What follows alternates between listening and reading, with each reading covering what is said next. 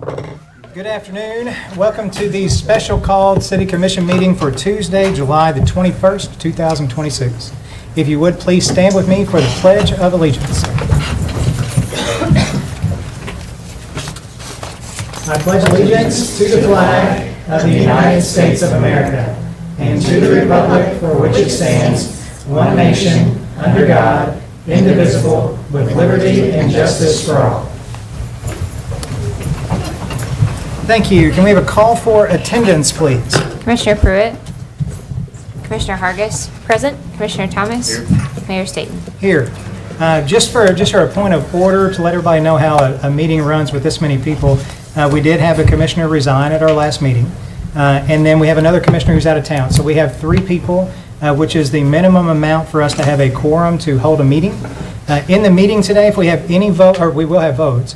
As we have votes, if there's anything that is not unanimous, it takes a majority of the present commissioners for something to pass.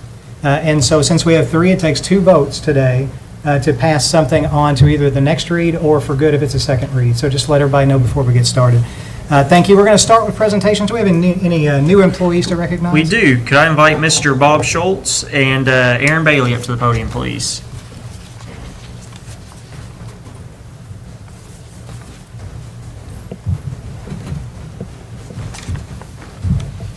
This is Aaron Bailey. He's from Owensboro. He spent 4 years in the United States military, and we just got him hired. He starts his online portion of the academy class on August the 10th, and we're very happy to have him with us.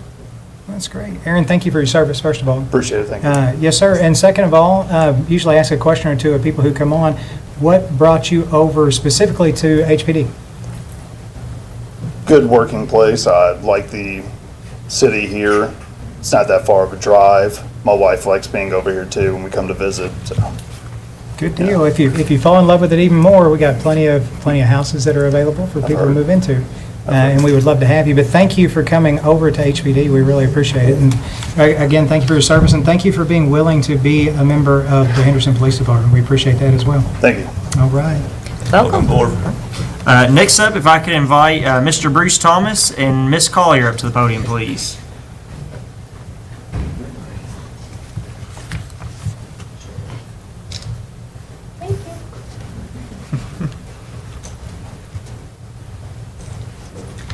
Good afternoon. We have Brianna Collier. She is the newest member of the JFK Center. She is our new full-time recreation worker. She started June 22nd.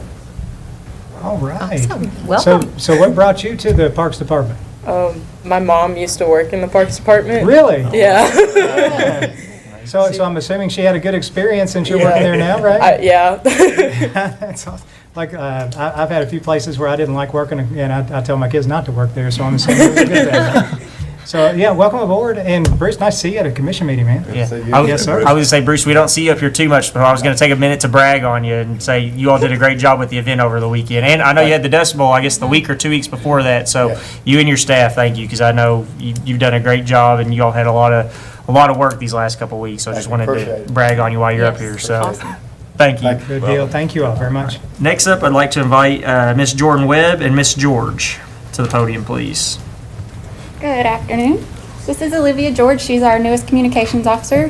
She's originally from California, and she's made her home here in Henderson, and we took her from Deaconess, so we're happy to have her. She has a keen eye for detail and records, so we're looking forward to her being a communications officer. How long have you lived in Henderson? About 3.5 years. Is there anything specific that brought you to Henderson from California? It's a long way.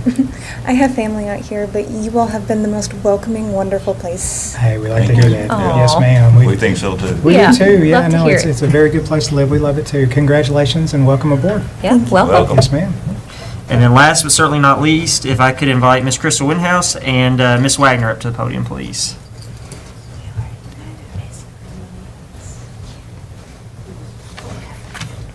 Hello. So this is Cassandra, who's been with us since the 13th. She has taken the last position that we had available and completed our team, so we're very glad to have her on board. All right, thank you. And same for you. What brought you to the city? I needed a stable job. I love bus driving. It's what I actually was doing before I left there, but I needed the hours. It takes an incredible amount of patience to be a good bus driver. Thank you. And we've learned that over the years, and thank you so much for being willing to do that. We really appreciate it. Yes, Thank you. ma'am. All right. And that is all for this afternoon. Good deal. Next up, and this makes me smile a little bit, because one of the first people that I ever met that worked for the city of Henderson is Wendy Sugg. And that was a long, long time ago, back when I went through the Citizens Police Academy. It was a long time ago. It was a long time ago.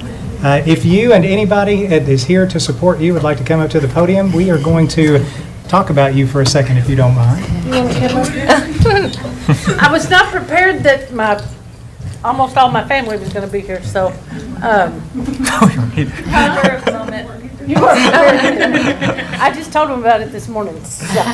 Well, Miss Jessie's going to make you sound really good. Oh, good.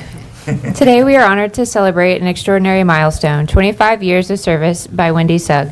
Wendy began her career with the city on July 16, 2001 as the Administrative Secretary for the Henderson Police Department, a position she continues to serve with professionalism, dedication, and excellence. Throughout her career, Wendy has gone above and beyond the responsibilities of her role. She has served as co-chair for the United Way campaign and has been instrumental in numerous police department initiatives, including community cleanups, police camps, the Cops Connecting with Kids program, and the Citizens Policy Academy. The Citizens Police Academy. She also played a key role in organizing the 2005 Kentucky Association of Chiefs of Police Conference when it was hosted by the Henderson Police Department. Wendy's knowledge of the department's operations is unmatched. She works closely with the Chief of Police in developing the department's annual budget and helps manage and monitor it throughout the year. Her attention to detail and organizational skills have made her an invaluable member of the department. She also coordinates the department's annual awards banquet and has thoughtfully planned numerous retirement ceremonies, ensuring each one honors the careers and accomplishments of fellow employees. No task is too great for Wendy. Whether solving problems, supporting her coworkers, or simply lending a listening ear, she is often described as the department's unofficial therapist. Wendy recently led a very important and challenging project for the police department that benefited many of its past and present employees. Her patience, attention to detail, and willingness to work through tedious aspects of the process ensured that nothing was overlooked. Her commitment to delivering quality results made a significant difference to the project's success. Wendy, thank you for your 25 years of outstanding service, your unwavering professionalism, and your steadfast commitment to the city and the police department. Today it is our privilege to recognize your many contributions and celebrate this remarkable milestone with the presentation of your service award pin. Congratulations and thank you for everything that you do. Wow, thank you.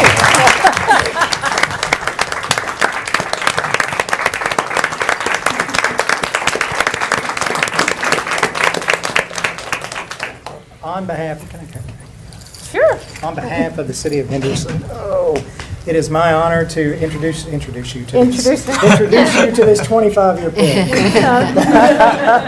And then we've got a whole bag of goodies. Wow. I can't talk about everything that's in the Okay. bag, but I can say that there's a nice blanket. I was going to say there better be a It blanket. is fluffy and soft. It's going to do you well over the years. But we really Awesome. Thank you so appreciate much. having you. And I also want to say, just personally, even though you may not know this, you are one of the reasons that I first got interested in serving the city in this capacity, because of the way that you dealt with me Oh. during the Citizens Police Academy. Well, And it good. really was a Thank good you. introduction for me to the police department and also to the city of Henderson. So I appreciate you for that. Well, you're And welcome. and you have earned the right to speak to anybody you would like to speak to.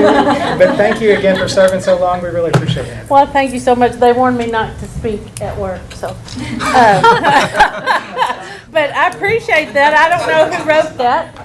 Marie, did you have a hand in writing that? I did not. Wow. Well, that was wonderful. Thank you so much. I appreciate it, and I'll be here at least 2 more years because I'm getting my full 27 in. So, thank you. I appreciate it. Thank you for your so much. service. Thank you. We appreciate you, Wendy. I just wanted to I appreciate that. Thank you. What? I just wanted to say thank you. Oh, We you appreciate are it. welcome. We appreciate all you've done. Thank you so much. Very nice.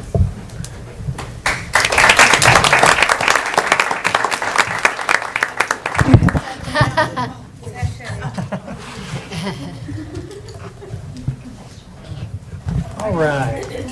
And next up, we have Brandon Hartley is here with Audubon Area Services. He presented at the last fiscal court meeting and wants to make a presentation to the City Commission today. So Brandon, the floor is yours. Thank you so much, Mayor, Commissioners, everyone here. I appreciate the opportunity to come and speak to you a little bit about Audubon Area Community Services. Again, my name is Brandon Harley. I'm the CEO of the organization. We're a 50-year-old organization as of last year, so we're on our 51st year, and we're the organization here within the region, the Green River Service Area, dedicated to trying to eradicate poverty through a number of services. Most folks are, they know Audubon, but they don't actually know Audubon by its name. So if you've ever watched a grits bus drive past your house, or had a child in a Head Start classroom, sent a person to get utility assistance through our LIHEAP program, had someone who did work through our Kentucky Works program, or had anybody in subsidized housing in the Owensboro area, you may have contacted or had someone who contacted one of our service arrays. So as we go through here, of course, I'm not going to read the mission and scope, because really, when we get down to the heart, our dedication is to try to get folks who are living in some income stress situations into better situations. As I stated, our coverage area is the Grad counties, but we actually have services in 41 of the counties here in the Commonwealth. We start over in the Lincoln Trail area around Grayson County and go all the way down to Fulton County in the west part of the region when it comes to some of our employment service areas.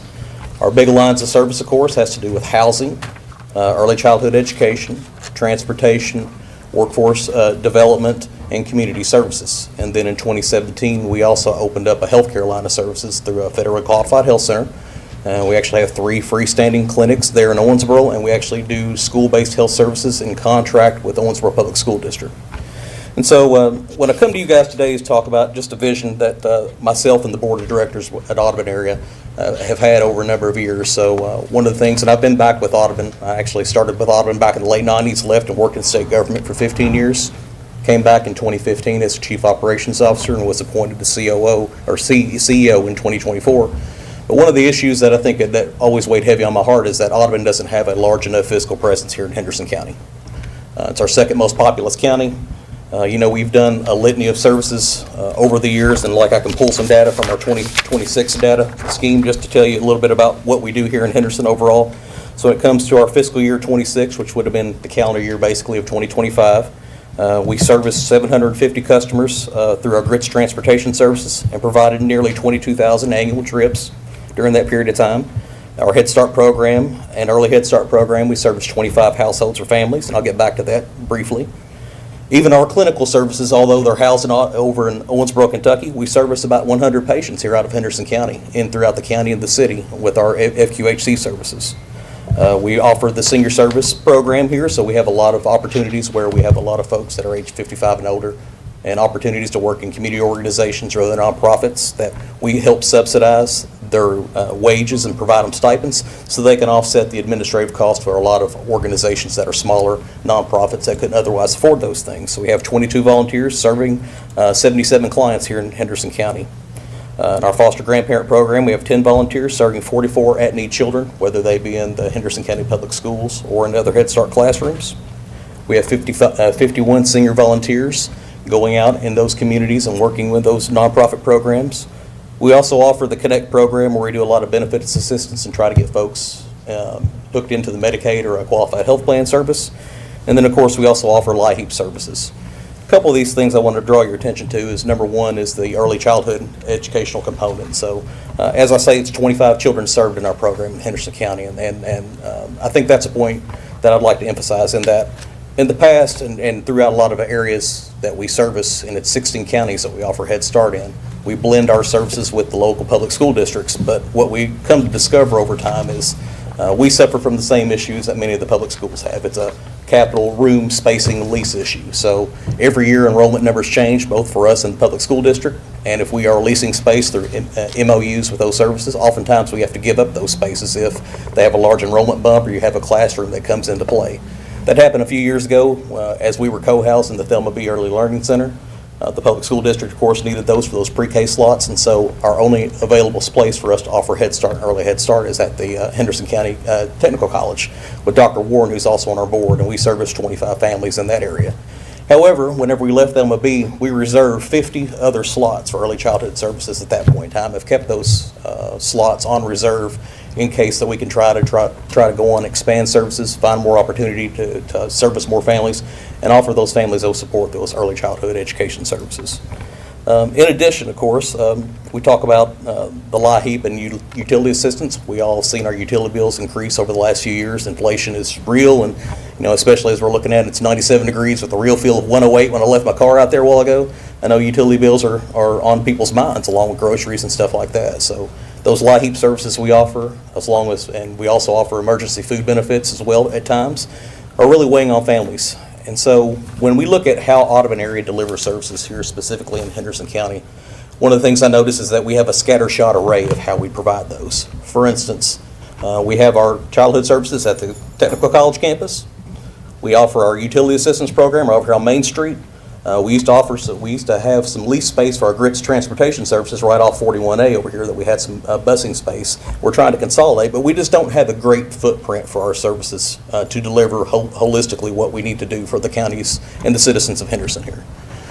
So over the last few months, we've been exploring some opportunities, both, number one, to provide that footprint for early childhood education, as well as make a more significant impact with Audubon area community services and how we try to interface with the citizens here of Henderson, here in the community overall. So in the last few months, we've located a piece of property off Stadium Drive, and we were now beginning some negotiations to try to outright purchase that piece of property.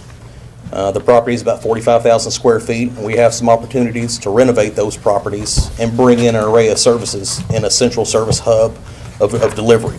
Not scattershot where you have to go from one side of town to the next, make multiple phone calls, try to beg folks to drive you one way or the other, because the reality is this: if you're low income or living in poverty, it's expensive to live that way. Oftentimes you're having to pay neighbors, friends, bum rides for someone, offer services, vouch, et cetera, and that puts your family in more and more disadvantage all the time. And so we're really trying to discover how we can array and align our services in a way that really make an impact in the community.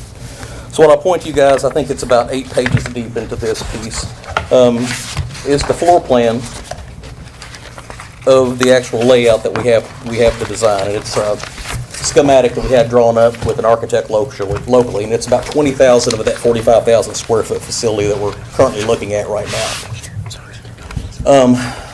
And in this, we're really trying to highlight and make the physical presence of what our leadership and our board is really trying to align. We're really trying to figure out not just how people haphazardly find our services, but really when people enter our doors, that we can really wrap services around folks and really try to make them balanced and give them that springboard they need to try to reach self-sufficiency overall. So what you see around here would be our first phase of what this renovation project would go forward and look like. The blue overall that you see in this presentation happens to be our Head Start build-out. A couple of things about this facility that makes this unique and very positive for Audubon area to be engaged with is the fact that with Head Start services in the classrooms, each one of those Head Start classrooms have to be plumbed out for those children. We have to provide bathrooms, we have to have availability for water, and this actual facility already offers that piece as it goes along. Down in the bottom left, when you see a large box over here, there's a large cafe and a commercial kitchen.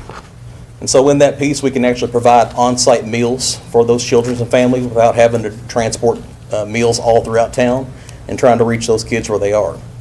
And then, of course, in the back, you can see there's 5 different classrooms, and in the middle of this is a courtyard that we would renovate and create a Head Start playground that would have access for every Head Start classroom in that piece. So through those 5 built-out classrooms with expansion in that piece, we could already build out 50 to 60 new Head Start slots upon the completion of this first phase of this renovation work. But not only would we do the Head Start side, if you look at the red piece on the right side of this drawing, we have intentions of trying to bring our clinical services over here to Henderson County as well, to provide our Federal Qualified Health Center services, where we would have medical professionals working here with laboratory services, behavioral health, and substance abuse services to serve the low income and other services in Henderson County as well. Can I stop you just for a second? Yep. I've got a question about Yep. that particular arm of what you all do. Yep. So what is, and I'm asking for a specific reason, I'll tell you the reason I'm asking. Yep. Is we have opioid settlement funds here at the city. Yep. Quite a bit. And we have very stringent requirements for how we spend those opioid settlement funds. If you're talking about substance abuse, that could link up to opening up that money to be able to contribute toward the project eventually. What kind of time frame are you looking at in terms of bringing that onto this campus? Well, once we are able to secure the facility and Audubon makes the outright purchase, then we hope to start the renovations immediately. What I think from this point in time would be about 24 months for us to turn around, get the purchase completed and get these renovations for this first phase completed, to where we would open up and at least have this first iteration of services in place. Okay. So, and speaking directly to the opioid funds, yes. So, for instance, our healthcare facility actually, so you guys operate a recovery center here, Warm, here, Mr. Seitz and his team operate that here. We actually have the same alignment. Audubon area operates Owensboro Region Recovery. It's a men's facility that mirrors what Warm does in Henderson over in Owensboro. So through our healthcare services, we're actually able to offer those healthcare services to the men who are entering Owensboro Region Recovery. We can do testing. We actually offer some opioid resistance through other medications and treatments. We have qualified professionals that do those things. On top of that, there's one of the things you have with communal living situations is outbreaks of hepatitis C. So we have specialists who are trained in Hep C treatment, and we can actually get those things under control. And so our team is really adept at working in those substance abuse and behavioral health fields, along with the primary care services as well. So it is a good match for that. Thank you. And then finally, of course, you see up here at the top, there's a pink and a green. Those would be administrative offices for us to operate both our senior services as well as our LIHEAP and administrative office services. As you guys know, actually, we're getting ready to start up a summer cooling program soon that's going to be announced next week. We have a huge array of folks that come in and out of the service array. It would be really great for us to be able to access those people in one site. Whereas when we do the intake, we're redesigning our intake where when people intake on one program, we can intake on all and really wrap people in those services and create a holistic way of treating folks and helping them along their way. So we're excited about this project. We're hoping that we can really get this project off the ground here very soon and get the property purchased and be able to build out that piece. Of course, as we talk about this, Audubon area offers housing programs and other things. So there's another 25,000 square foot on this property that we would hope to do some phase 2 work, whether it be work, we offer some partnerships with other nonprofits or community organizations where we could co-house services there, and even offer housing support services down the road and actually make affordable or senior housing down the road. So we offer a lot of those services over time, and I would hope that would be a phase 2, maybe 5 to 10 years down the road as we do those things. So as you stated earlier, I went and presented to fiscal court last week. I've had multiple conversations with a lot of folks in the community about this project. I think it's a great way for us to both make that lasting impact here in Henderson County and really help the community, because a couple things that I'll note is you guys are really on a growth pattern. With the bridge getting ready to open up here in about the next 12 to 16, 18 months, of course, you're going to see a huge uptick in folks coming into the community. Our service line is seeing a lot more people coming in and accessing our services. For instance, my staff told me in our last spring subsidy program, we actually saw 1,300 clients we've never ever seen before in accessing those LIHEAP services. These are folks that we've got at least 25 years of data. These are brand new clients who showed up because they needed utility assistance. And oftentimes folks are embarrassed to come and see our services, but we work through those issues and we try to deliver those services in a holistic way and make it work for everybody involved. By creating a design model like this, I think we can really make a bigger impact for the community. And then finally, I'll go back to that original point about the 25 Head Start families. I know you guys have really been working on your workforce development, trying to recruit employers, trying to get things going in the community. As the bridge opens up, that's really going to expand. The one thing, though, you need to always consider when you're talking about economic development and the workforce is we're trying to attract an age of about 20 to 44 in that workforce. More often than not, what they have in common is they're parenting adults. And so they need childhood and early childhood education and opportunities for their kids to get that access of care. We have talked to Dr. Lawson. I know that they're expanding some of their pre-K services out in the county and doing that. But we could bring in 50 full-time slots, if not more, and grow that program through expansion. Provide those services with the gold model of Head Start programming, and it's a full day, full year program, not a half day year. So we could really make a bigger impact and get those folks and those families that we access back to work and then back into providing for their families and the community overall. So with that, unless you guys have any questions about the model, I'd be happy to answer that over time. Do you have any other brick and mortars of this scale in any of the other 41 counties? We do not. So this is with our redesign, and we just actually went through a strategic planning process just within the last month with this piece, and we're really looking at that universal intake and really how we redesign. And so this would almost be the model of how we're trying to remodel our services overall for the region. You have any idea how many people will be employed? Right now, we're probably projecting anywhere between 25 to 40 folks that we could probably put in there when you talk about all of our Head Start staff that have to be in there, the LIHEAP, the medical personnel. I mean, and even these, when we're talking about healthcare personnel, I mean, we pay competitive wages with those things. We're putting folks to it with good wages and good benefits. I mean, Audubon area is a special governmental entity, quasi-governmental program, so we have access to the state retirement system, the healthcare plans, all state employees, and we also recognize a lot of healthy benefits. So the folks that come to work for us would get we get really good pay as well as great benefits as well. So it really, when you talk about growth of the community, there are two things that I heard. One of the best abilities for workforce is availability, right? Mm-hmm. And so people who are not allowed to make over a certain amount of money, or they can't receive certain benefits from their government, sometimes can't go to work because they can't afford childcare. Exactly. And so that helps us overcome that. But then also you're talking about 25 to 40 employees that are going to need a place to raise their own families right here in Henderson, which is also an indirect way that would help grow our community as well. Mm-hmm. Do you have more to present to us? Not at the moment. Okay. I would sit, like I said, I didn't want to take up all of your time today and stuff like that. I wanted to present with you guys, just like I did with fiscal court. I mean, we're phasing this in, and, I'm not here to prepared to really make any more ask or anything else like that of anyone here in the commission, of course, because, we're trying to work through that process of the purchase. But in the future, I'll come back and keep you guys abreast of where we're going and how things are moving along. Well, I think it's an incredible program, and I think what you guys do is incredible for our community, even though you're not here as substantially as you would be if you were able to have this campus. Yes.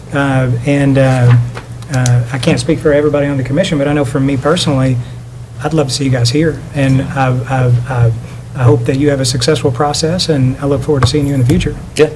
Yeah, we do too. I mean, it's an exciting process. I really think that we can make an impact and really help the citizens of Henderson overall with multiple ways, So we're excited to get going, and I'm ready to break ground on it, so. Well done. Good deal. Any other questions or anything? Not at the time. Okay, well, thank you so much for coming today. And then stay in touch with us. I will. Because I think this is something that the county and the city both be super excited to have. And to the extent that we can, I'm sure we're willing to support whatever we can do to help make sure that happens. So, We appreciate that. Thank you so much. yes, sir. Thanks. All right, we now have a consent agenda. The consent agenda contains the minutes from the June 23rd, 2026 regular meeting, resolution number 42-26, resolution accepting human resources report dated July 21st, 2026, approving all actions contained within, and authorizing the mayor to execute any necessary contracts for employment. Resolution number 43-26, resolution approving agreement with the Henderson City County Airport Board allocating up to $167,110 for airport services and authorizing the mayor to execute the agreement. Resolution number 44-26, resolution approving agreement with Henderson Economic Development allocating $90,000 for services and authorizing the mayor to execute the agreement. Resolution number 45-26, resolution authorizing funding for Henderson County Planning Commission in the amount of $429,342.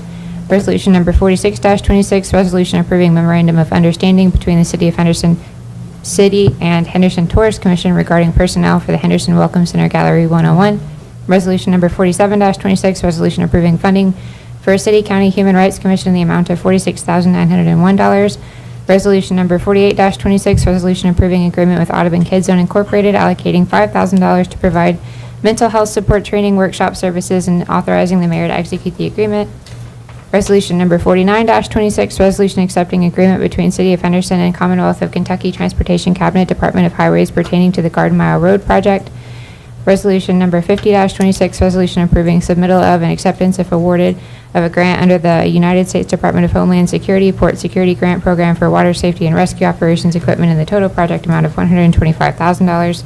Resolution number 51-26, resolution approving and adopting the Title VI Plan, Limited English Proficiency Plan, and Public Participation Plan, and superseding any and all previously adopted Title VI plans. Municipal Order number 59-26, municipal order approving memorandum of understanding between the City of Henderson, Henderson County Fiscal Court, and the Center for Addiction Recovery of Henderson Incorporated, and authorizing the mayor to execute all necessary documents. And Municipal Order number 60-26, a municipal order authorizing payment to Tone 3 Emergency Outfitters LLC for the outfitting of 4 Henderson Police Department vehicles. Before we get a motion to approve, are there any items that any commissioners would like to pull for further discussion? There is one that I must pull for further discussion, and that is the resolution approving the submittal and acceptance of the Homeland Security Port Security Grant for the Police Department. We will pull that for further discussion and then entertain a motion to approve the consent agenda without that specific item. So moved. Is there a second? Second? Can we have a roll call, please? Commissioner Hargis. Aye. Commissioner Thomas. Aye. Mayor Staten. Aye. Dawn, I want to consult with you. Sure. Can you explain a little bit more why we pulled that specific item from the consent agenda? We are in a special call meeting right now, and because of that, we cannot change the agenda after 24 hours prior to the meeting. We found out this morning the police asked that we withdraw it from the agenda and not go forward with it, but we couldn't withdraw it because it was a special call meeting, but now we can. We had to bring it up. But there's no motion on the floor for it, so we can withdraw at this point. All right, and do we need to take any further action or just know that it was withdrawn and not voted on and not addressed at this meeting? Is that right? Yes. All right, thank you. Moving on from the consent agenda, we have a second reading for an ordinance approving an amendment to job classifications and pay plan. Ordinance number 16-26, ordinance amending job classifications and pay plan. Ordinance approving amendment to job classifications and pay plan for non-hazardous duty positions, fire hazardous duty positions, and police hazardous duty positions. We have a motion to approve, please. So moved. Do we have a second? Second. And this is a second reading. We had a little bit of discussion at the last meeting, but are there any other additional questions or comments? Roll call, please. Commissioner Hargis. Aye. Commissioner Thomas. Aye. Mayor Staten. Aye. This next one is a first reading, and this is the continuation of a long discussion that we've had that has made it on in the form of an ordinance relating to nuisances relating to clutter.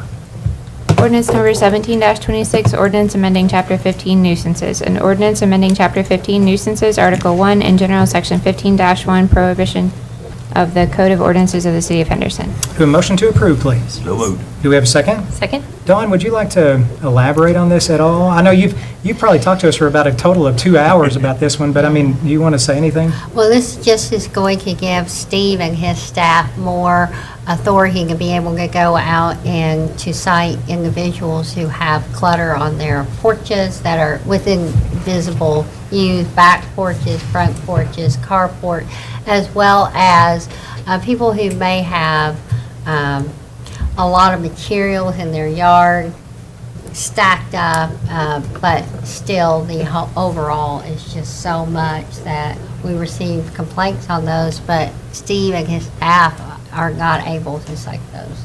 So, and I think we've shown you pictures, and so. Good deal. Any other commissioners have any comments? I just have one comment. I think our codes department does a heck of a good job.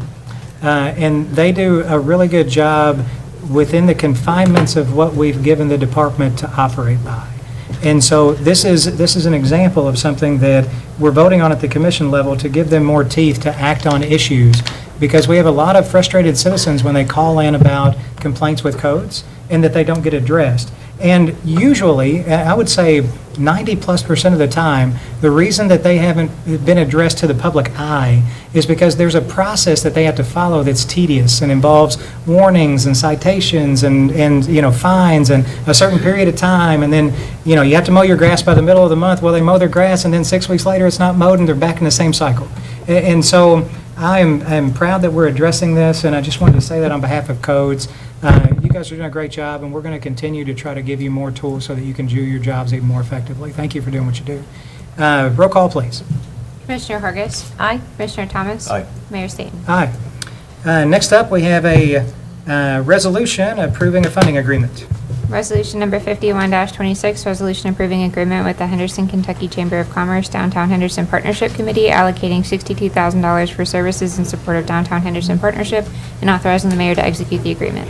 We have a motion to approve, please. So moved. We have a second? Second. Dylan, we normally give $47,000 to Downtown Henderson Partnership. Why the extra $15,000? Yeah, so as you all know, we just approved a bunch of resolutions for our typical annual funding agreements, and there was one reason in particular why I asked this one to come off the consent agenda, and that is because, so if y'all will remember back to budget time, Mr. Kenny, our Parks Director, who couldn't be with us today, he had proposed a lot of new events. And those were specifically listed as line items in the budget. One of those was a new event that he is very passionate about that's called Oktoberfest, and it's set to be held in September. And so in the budget, we included as a line item $15,000 in the parks budget for Oktoberfest. That is in the budget. You all have already approved it. It's there. At the time when we were preparing the budget, the details of this event hadn't been fleshed out yet. And so what I asked Mr. Kinney to do was to talk with Ms. Gillum and tourism and other local entities and figure out what the best way was to make this event a reality. He has been working very closely, I know, with Clay in particular, in the chamber and DHP, and it was decided that the best way for that event to happen, and specifically this $15,000 is budgeted to pay for the stage and the performers. The best way to handle that would be for that to be a pass-through expense through the DHP arm. And so if you look at the agreement, line 11 of the agreement, it specifically mentions that normal $47,000 that we pay to them annually in 2 equal payments, with an additional $15,000 that is meant specifically to be used towards the Oktoberfest event. So once again, this is, I would consider this a city event. If you all remember, it's a partnership, but if you all remember the event we did in Central Park, it's one of those, or Independence Day, there's been plenty of events where we've been kind of blurring those lines between, you know, it being a city event or being a chamber event or a tourism event. And I think that's great. If you ever hear Thomas or Mr. Kinney talk, you'll hear him talk about gaps, grants, alliances, partnerships, and sponsorships. And I think we're really living that out. We've also just recently filled the new, we added a new event coordinator position in Parks. We just recently filled that to help with these type of events. And so, once again, their agreement is completely the same as what it's been in the past. It's just we have added that $15,000 that we specifically budgeted as Oktoberfest to be a pass-through expense for them. And once again, that money would be specifically used to reserve the stage and the performers for that event. And then from that point, it's going to be a partnership with the downtown vendors. It's going to be a German-themed festival, have German foods, and the brewery will be involved. And so I think it'll be a really great new event. And I think the thought process is we've got a lot of really good events that carry us kind of through the summer. And I know Bluegrass in the Park is coming up, but then we've kind of got a lull from August, mid-August to the end of September, and that's when this event would happen. So that's pretty much the gist of it. I asked that we pulled it from the consent just so that I could explain that. And once again, the only difference with their event, with their contract this year, is that there's that extra $15,000 that we've specifically budgeted for that event. And I'll tell you, we're talking about the event at Central Park, the Halloween Bash last year. And if you didn't get a chance to go to it, I hope we're doing that again this year. Do you know? As far as I know, it's a plan. If the Parks Department was able to pull off that event, which worked on the back of downtown trick-or-treating, just to see all the kids' faces when they were in costume and dancing, and there was a DJ and more candy, and it was really well done on a very low budget. And so for this one, I'm excited to see what he can do with just a little bit more money to help entertain the community and bring us together. I think it's a wonderful thing personally. Are there any other comments or questions from the commission? Very good. All right, roll call, please. Commissioner Hargis. Aye. Commissioner Thomas. Aye. Mayor Staten. Aye.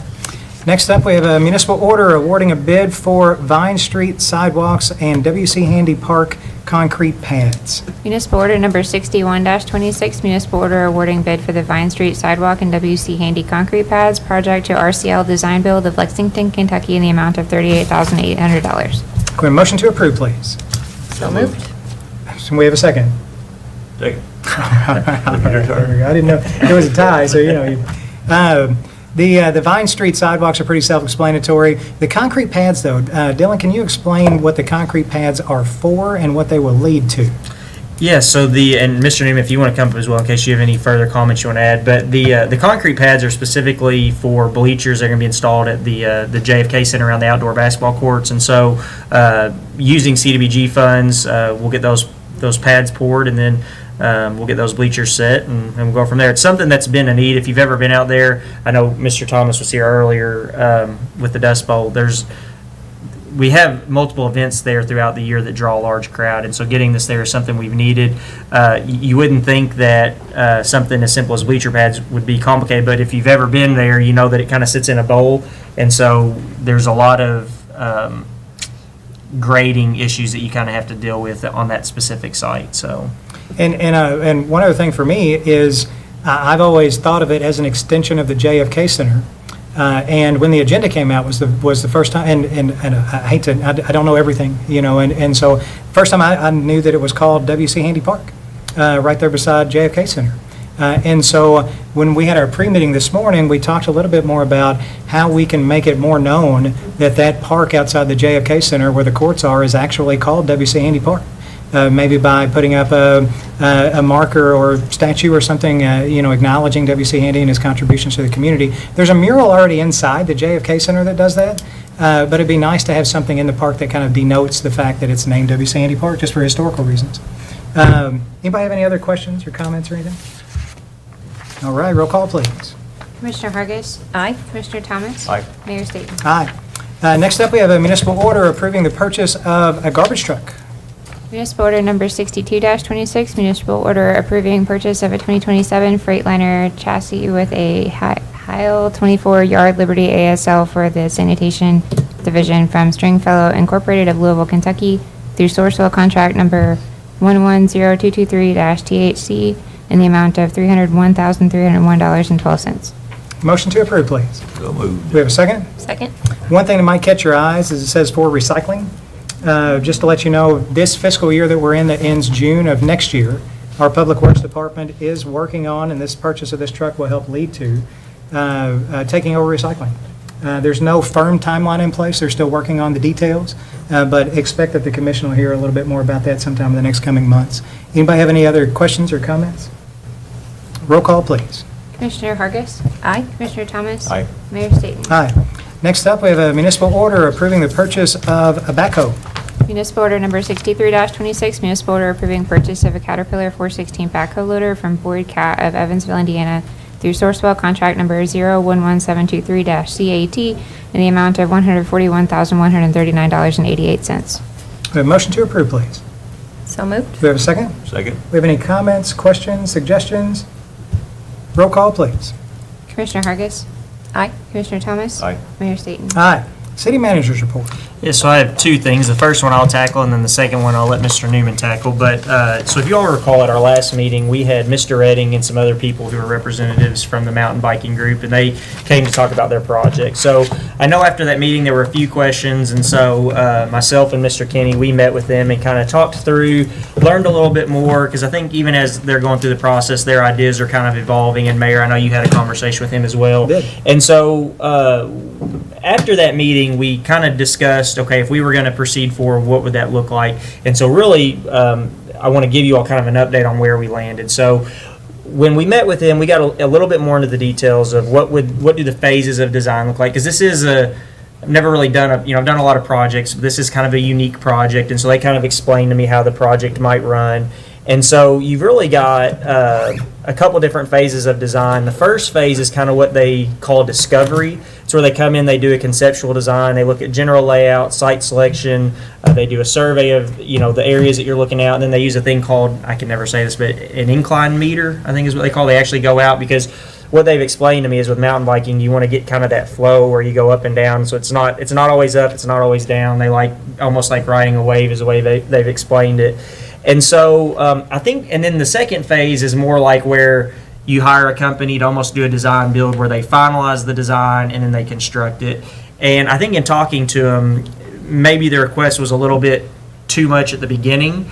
And so what I would like to propose we do in talking with them, what I think would work out well is, with your all's permission, I would like for staff to work with Mr. Redding and develop a RFP where we basically go out and we solicit design services for the discovery phase. What that company would do is they would go out, they would work with us, we would look at the different locations, they would say, okay, that site is a great location, that site's not a great location, let's focus on this site that is, and let's start doing some more of this stuff. And so what I would request your all's permission to do is for staff to prepare the request for proposals to get these services, and then once we get those proposals, we'll review them, we'll negotiate a potential contract, and then we would bring that to you all for approval. We expect that contract amount for that initial discovery phase would probably be somewhere between, I believe he told me, $5,000 and $20,000. $5,000 and $20,000. He said if it's more of a local company, you're probably looking more at $5,000. He said if you get somebody from like California, it might be like $20,000.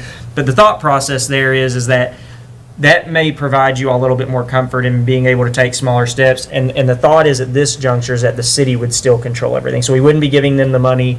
We would contract directly with whoever this design firm is. And once again, what I'm really asking permission from you all now is just to put out the request for proposals, find somebody, kind of negotiate what a price would be, and then bring that to you all for approval before we do anything else. And in talking with the mountain biking group, we thought that was probably the best approach forward. So that's where it stands, and would just be looking for some direction on you all and your all's thoughts on that. Well, it doesn't sound like we need to make any official action, but we need a consensus. What are your thoughts? I'm fine with that.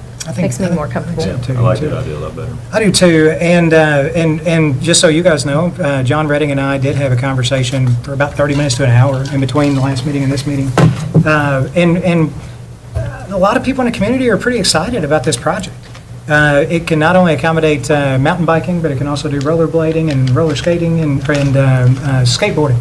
And long term, I think what he wants is a big vision. It's pretty grand.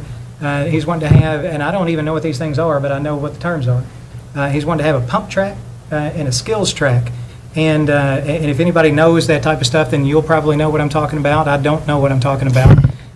All I know is he thinks it's really cool, and it'll be a tourism draw, and there's nothing else like it. And so it's going to give us a chance to do a ton of research between now and when they actually ask of us things. He and I had a conversation about funding of parks projects. One of the reasons why we're able to tackle so many parks projects at the same time is not because we're made of money. It's because we've worked really hard on partnerships and funding arrangements. We're spending $2.7 million toward a $20 million conference and road project at Audubon State Park. We're spending $250,000 of general fund money toward a little bit over a $1 million rehab of Anthony Brooks Park.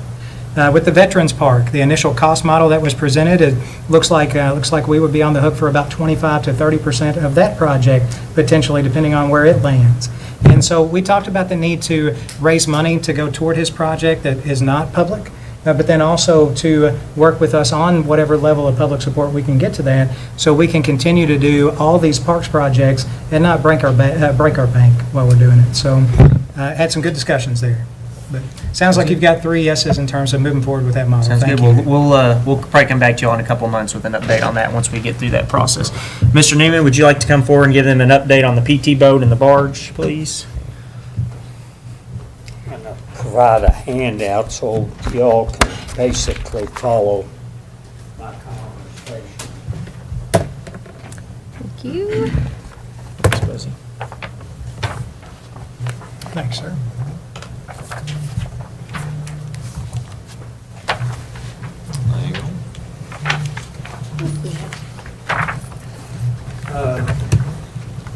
Pursuant to a previous meeting where we got an update from the War Memorial Committee along with a Kempton Aldridge, who is the chairman of a board that owns the PTF 26.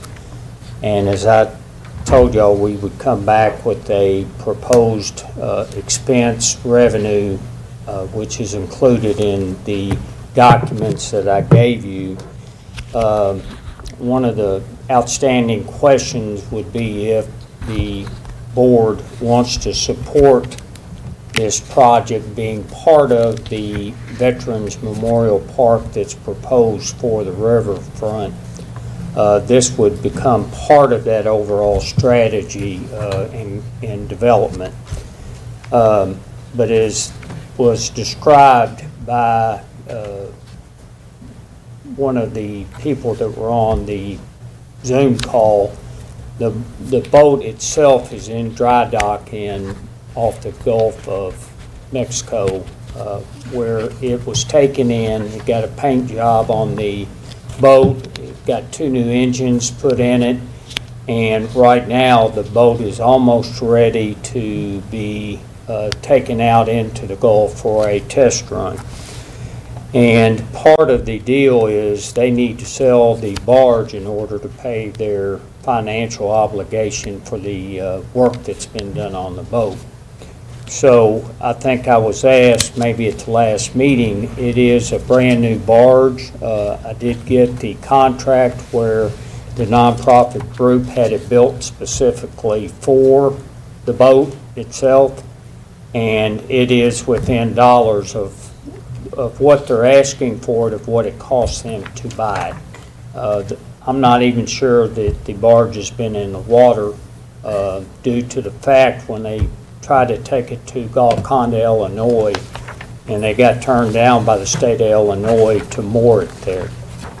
So, again, it is sitting in Golconda, and the request by the nonprofit group is, can we buy the boat now and work out the rest of the details on getting the boat to us?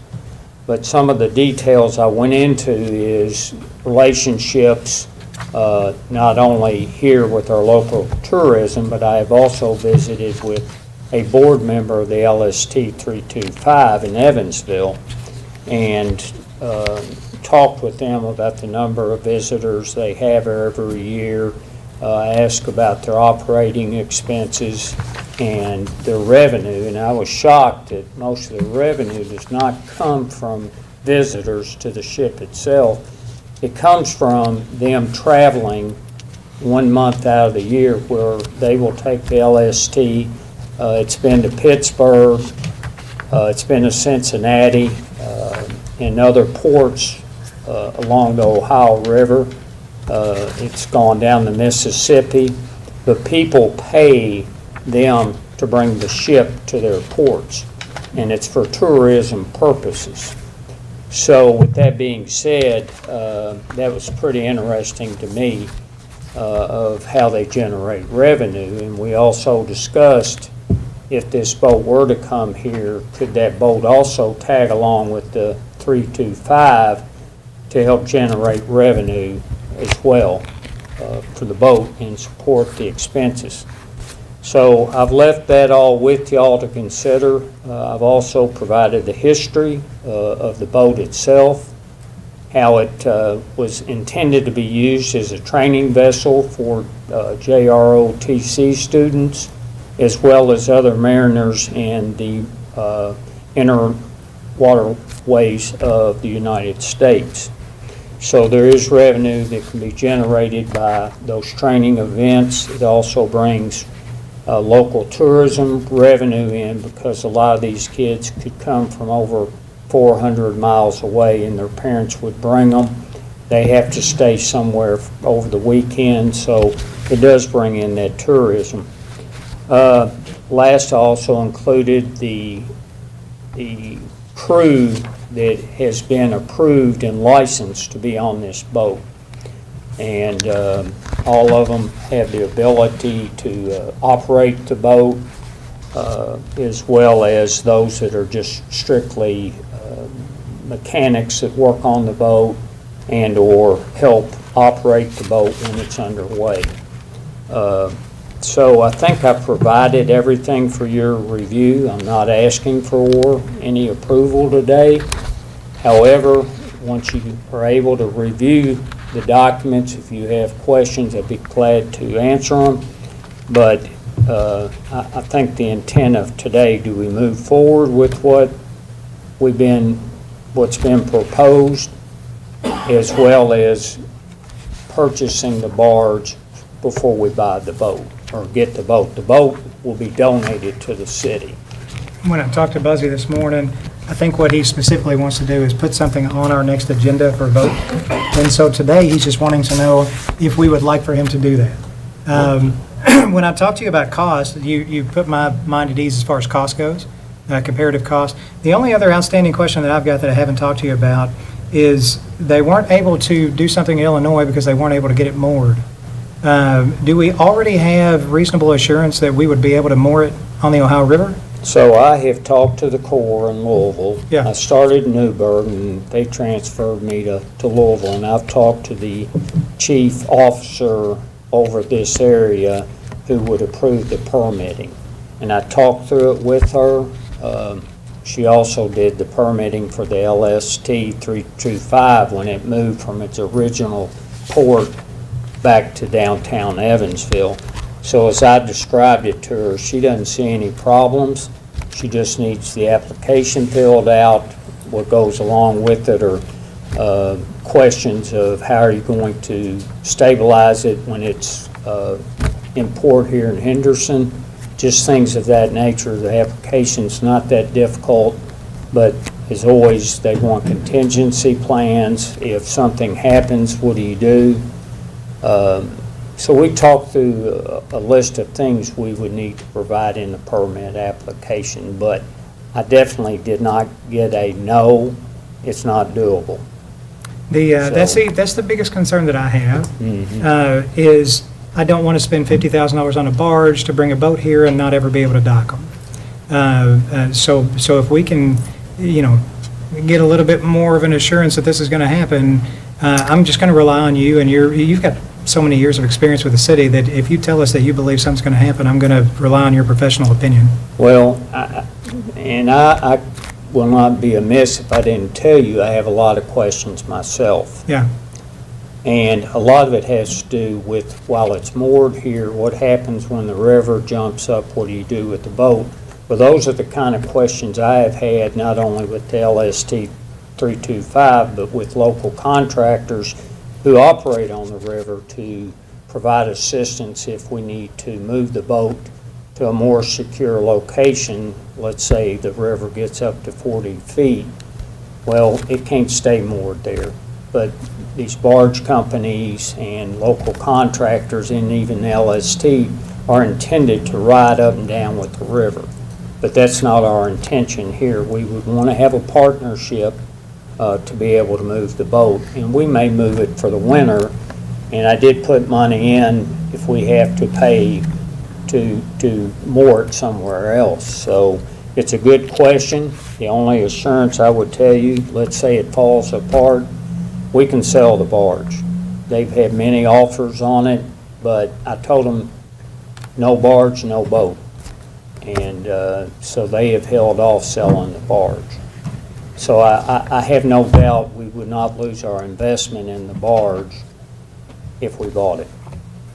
What kind of questions do you guys have? That was my question. Yeah. Could we sell the barge if we did 5 years down the road, we decided against this?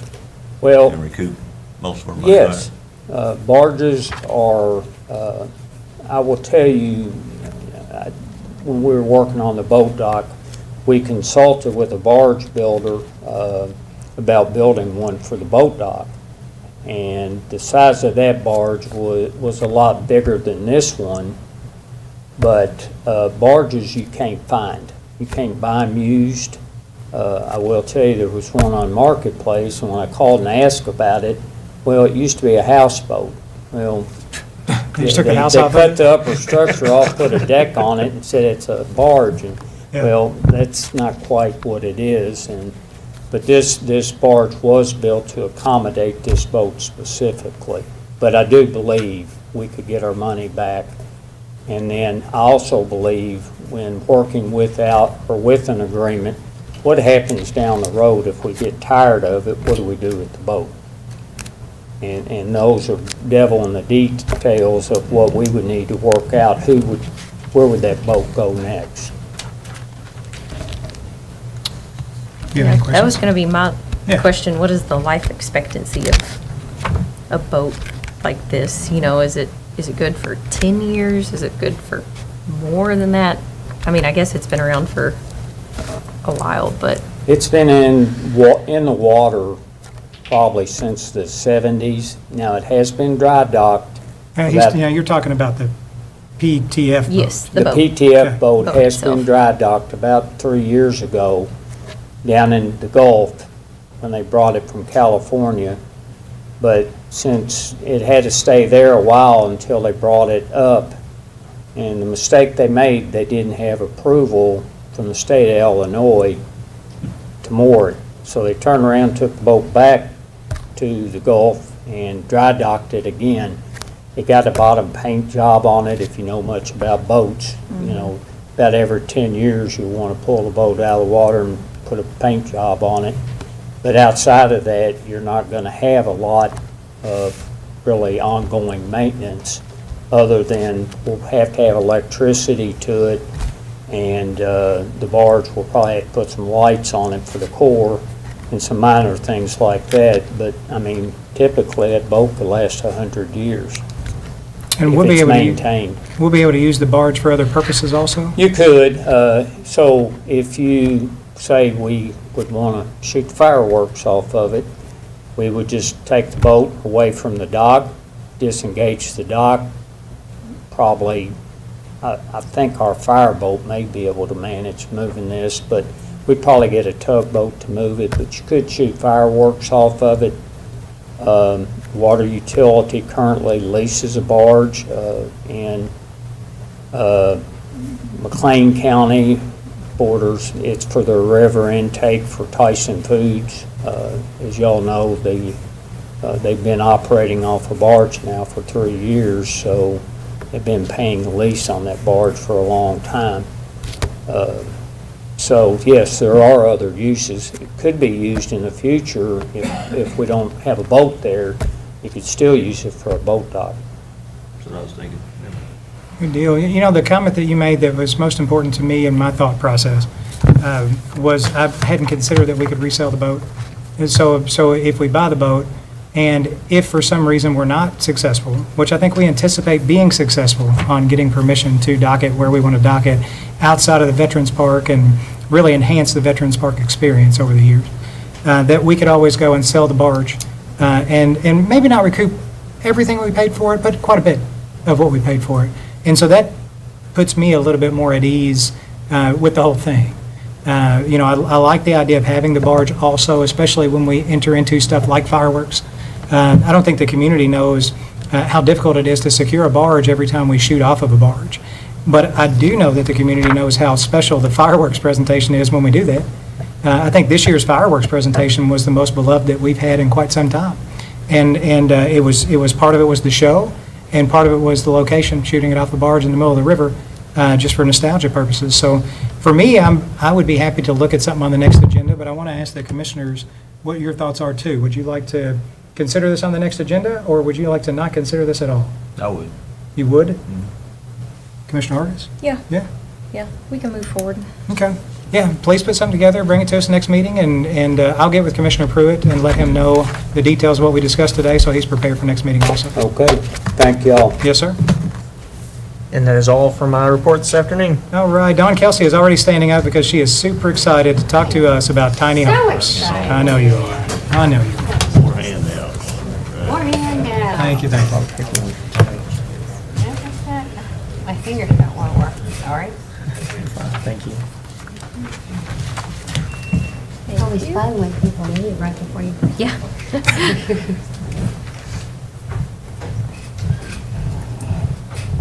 Oh, we don't have the clicker.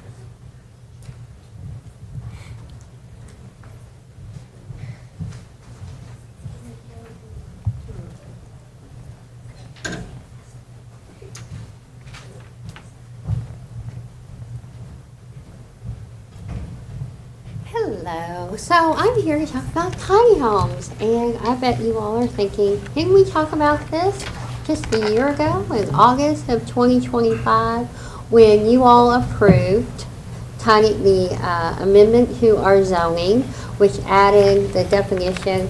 Oops. Uh-oh. Will you help fix me? You'll fix me.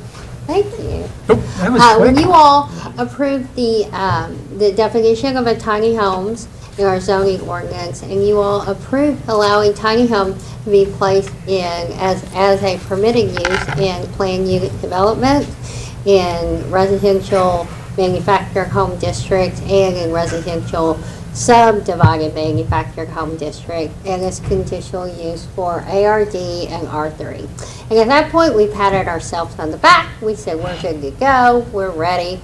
And then we just sat back and waited because we knew people would be coming to us to bring tiny homes.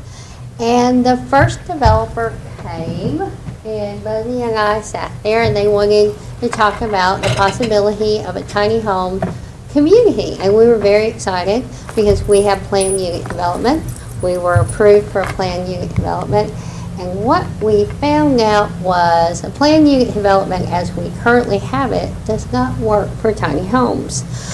For instance, a planned home, under our current zoning, planned unit developments, you have to have a minimum of 5 acres to fall under a planned unit development. Well, most tiny home communities are 3 acres. Then we also require roads separating, and those roads can be built to our specifications. Well, most tiny home communities have walkways in the middle of them, not roads. And as you all know, for developers, the cost of building roads is extraordinary. And then we also had issues for fire trucks. We required roads so that we have public safety. Well, in planned unit developments, most planned unit developments, fire truck can reach from the exterior road. So we said, oops, we weren't so smart. So we went back to the drawing board. And lucky for us, Marie Collins came back to work at that point too. So we had a committee of Steve Davis, Marie Collins, Buzzy Newman, and Jennifer Marks. And we really started researching this once again. What could we do to bring a tiny home community? And I will tell you that we've had developers come wanting to do these. So this isn't just, us thinking, we actually have had some interest in it. Now, a tiny home community is just a group of small homes that are built close together. They're on shared land. It's designed for people who want a more affordable housing, lower living costs, a simpler lifestyle. They generally don't want many possessions. And these communities usually include common spaces that can be used for a variety of things, sometimes just recreation. We met with, by Zoom, we met with a student who's getting her PhD in architecture, and her dissertation is on tiny homes. And so we had a meeting with her where she was explaining to us a lot of community spaces for tiny homes are used for larger kitchens and laundry facilities because they're not able to fit those in the tiny homes. So we started looking at those. And so the type of tiny home communities that you really see are rental communities. So that's where you have a tiny home or a short-term lease or a long-term lease on a tiny home. In our area, as in the Midwest and the South, close to us, tiny homes have been very successful and used most often as transitional housing. Transitional housing for homelessness to help people bridge that gap into permanent housing. You can also have ownership set up where you own your home but you lease the land, or vice versa. Co-ops where residents share land and amenities through joint ownership. And then we've also seen RV-based parks. Those are more in Florida, North Carolina, South Carolina, California, Colorado, where you have people who are using those for vacation homes. And tiny homes are used very well for vacation homes because you don't need that many. It's more about the destination and not where you're living at that point. So we then took some field trips. And so I wanted just to kind of talk about what we saw. One of the ones we saw was the Veteran Community Project in St. Louis. These homes are transitional housing for veterans who are struggling with homelessness and other issues. They are built and they are privately owned. It is not a 501. It is a private 501c3. They do not accept governmental funding because they do not want the red tape. But they're wonderful. They're 250 or 350. So, and that is that community. And it was really good for us to see it because we were trying to visualize what 10 being apart from drip line to drip line looked like, and we were able to see it at that community and really to see how the common spaces work in that community. And this is the inside of one of the homes. So this is inside a 240-foot square foot tiny home. I think Marie took these pictures. You take these pictures? I took them off the inside. Oh, okay. So we toured them. It's small. I will say that, but people, people who don't mind it, and I was surprised at how well designed they really were. So then we also went to Magdalia Housing in St. Louis. That's this one right here. These are very small. They have no kitchens in them. They have no restrooms in them. They are truly for people to get them off of the street and help. It was built at an RV park, so they have restroom facilities, they have laundry, because it was already set. But this is just an example. The one on the other side, Dignity Moves, I met with the women who run these all over California. Those are very small units, and those are also used for transitional housing. So they are very successful for transitional housing. And then there's other tiny home communities. So these are just some pictures so that you can get in your mind kind of how they look and how they work. I will tell you that in Atlanta, there is a brand new one that's just opened that was crowdsourced. It's minority owned and crowdsourced, and it is for permanent housing. It's beautiful. It's gorgeous. It's just beautiful. So tiny homes in Henderson, what will it take? So we worked on this, and so what our suggestion to you, and as you all know, to amend the zoning ordinance takes you all, and then we send it to Planning Commission, is to add a section in the PUD for just tiny homes. So, the PUD is a planned unit development district specifically for the development of a tiny home community. It would contain less than 5 acres. If you're, no tiny home community would go over 5 acres. So it can be owned by one or so individually. Each tiny home site would contain 1,500 square feet. It may not contain public or private thoroughfares, meaning roads. In fact, you don't want roads in the middle of these because it provides safety issues. Can you repeat what you said about the 1,500 square feet? What is that?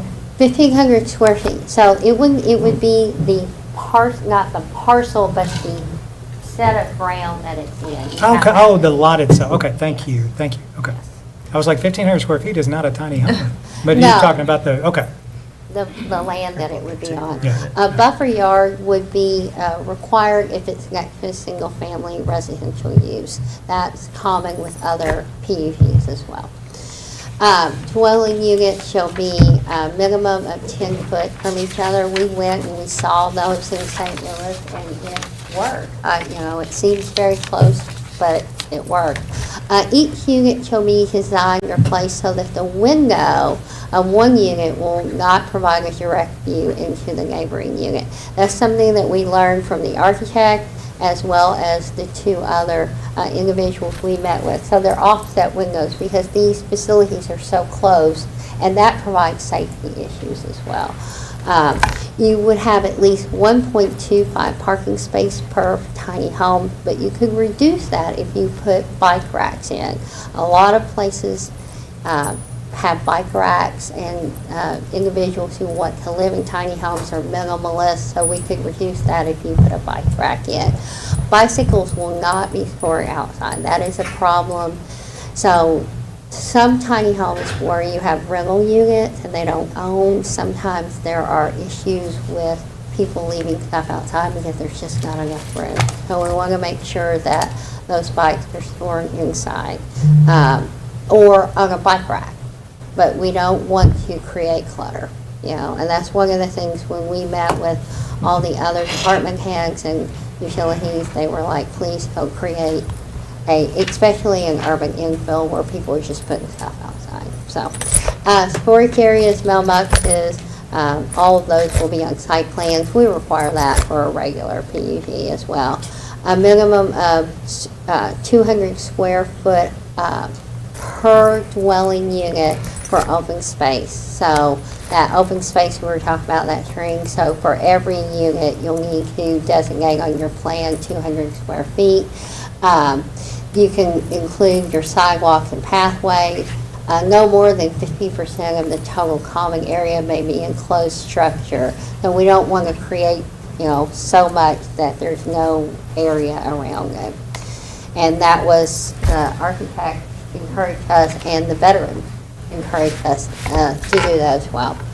And so, and then just because this is going to be like a PUD where we need to make sure that there's someone responsible for those common areas, you'll have to have a community agreement as to who's going to be responsible. We require that for a regular plan unit development as well. So they have to meet all zoning, all building codes, all city ordinances, and we wrote in there that the planning commission can add whatever they feel that would make this work even better. So those are our suggested changes. I have provided you with the ordinance. I included the entire plan unit development ordinance so that you can see how it will fit in. It will be 15.03-1. So everything else for the plan unit development will be the same.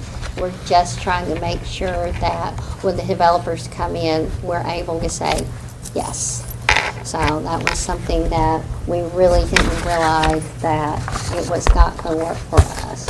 So, we're committed. We have worked to try to find a variety of housing to meet the needs of our community. And this is just one more tool to try to help people find affordable housing in our community. So we would like to take this forward to the Planning Commission for a public hearing and for their recommendations on this. So I have a few questions, but before I ask, do any of the Commissioner Thomas or Commissioner Hargis, do you have any questions off the top of your head? Who's responsible for yard work? I just found it online. You mean the pictures? No. He didn't say artwork. He said yard. Yard work. Yard work. Oh, that would be part of the agreement. I mean, it's just one person does all? It'll be up to, because it could be like a condo where each would be responsible. So it'll be just like any other plan unit development for an HOA. I have a question about parking spaces. Mm-hmm. So two questions. Mm-hmm. Where did we come up with the 1.25 number? Mm-hmm. We count it out, so you have to allow for visitors to come to the facility. So we had seen 1.5 in several, but we felt like, so you have one person with a car in, because the way that Henderson is, most people have to use a car. But you also have to provide for visitor spots. And so instead of doing 1.5, we really felt like 1.25 would get us what we needed for visitor spot. But we wanted to put the bike in there as well. So you can reduce that if you have bike racks. My follow-up question is there anything in the ordinance that handles fractions? Oh, So if somebody builds Yes, it 5 tiny rounds. homes, It for example, and you rounds got a up. quarter left over, do they have to Yeah. round up or do they round down? Do we spell that out for them? We talked about that. It's in there, isn't it? Wait a minute. It is in there. Yep, it is. Yeah, we talked about that for quite some time. I just can't remember. Oh, Yep. okay, so just traditional Yeah, if you rounding. look Okay, at- gotcha. Yeah, if you look at, F. Is it F? So, anyway, Actually, yeah. I like that. So if it's 50 or more, Hmm. it rounds up to the next whole number. If it's Yes, 20, so basically if it's 25, it'll round down, 25 or 0, it'll Yes. round down or stay the Yes. same. 50, 75 rounds up. Yeah. Okay. One And of then- the, one of then- the things that we were hoping is urban infill. Yeah. And so that would help with the urban infill, reducing that to 1.25 instead of 1.5. I think it's great that it's a lower than, I wouldn't want it to be excessively larger than other developments requirements. What's our the max cap on a build for a tiny home, like square footage? So under state law, it's 400 square foot. 400 square feet? Okay, okay. The definition for Henderson is between 100 and 400. Yeah, we just Okay, I was follow thinking it was 800 for some reason. It's it's 400? It's 400. That's state law. We Okay. picked up the state building code. Okay. That was last time. That answers the other question I would have asked. Thank you. Yes. Commissioner Hargis, do you have anything you want to ask? Not at this time. Okay. I will tell you on parking for like the veterans, they're not allowed to have cars and they're on a bus route in St. Louis. So they have 0 parking in St. Louis. But I did want to clarify, but that's a transitional housing on a bus route and they're right downtown. Gotcha. And do we have anything in there that spells out any requirements for bus route changes or anything as a result of having it? Okay, okay. Yeah, that's good for me. Are you good? So I need a motion, if you all are willing, to send this down to the Planning Commission for further review. So moved. Do we have a second? Second. Can we have a roll call, please? Commissioner Hargis. Aye. Commissioner Thomas. Aye. Mayor Staten. Aye. And thank you so much on your work on that. Don works so hard on housing in the community. I don't think everybody realizes between the master commissioner sales and the Habitat for Humanity things and the agreements and the tiny homes, you know, if she had she basically has 2 jobs for the city. One is to keep us legal and one is a passion of hers, and that's just to work to expand housing opportunities. And we appreciate your work. Thank you. Anything else on the agenda for today? That's it. Do any commissioners have any comments that you'd like to add? All the green trash cans look great. Did you do that, Brian? Those new green trash cans in the parks? As Mr. Kenny, yeah. Mr. Kenny, they look nice. There was one somebody set on fire. Are you all aware of that? No, where's it located at? I'll have to get it. I know Somebody there's- sent me a picture yesterday. Somebody set it on fire. Mr. Thomas, or Commissioner Thomas, I will say, one of my pet peeves when I started working with parks were all the blue barrels we saw in all of our parks. The good thing about the blue barrels is they're visible and you can see them, and so people throw away the trash. The bad thing is they're visible and they're not the most, so, yeah. Yeah, please don't set them on fire. Seriously, that's, you know, we put up nice things and immediately, you know. A lot of times people will throw cigarettes in there. Yeah, They that might have been unintentionally what do happened. it. Might have been what happened. Just 2 quick comments. One, State of the City address is Thursday it starts at noon. If you're not in attendance, it is always live streamed, so you can look at it on Facebook live if you want to, usually on WSON.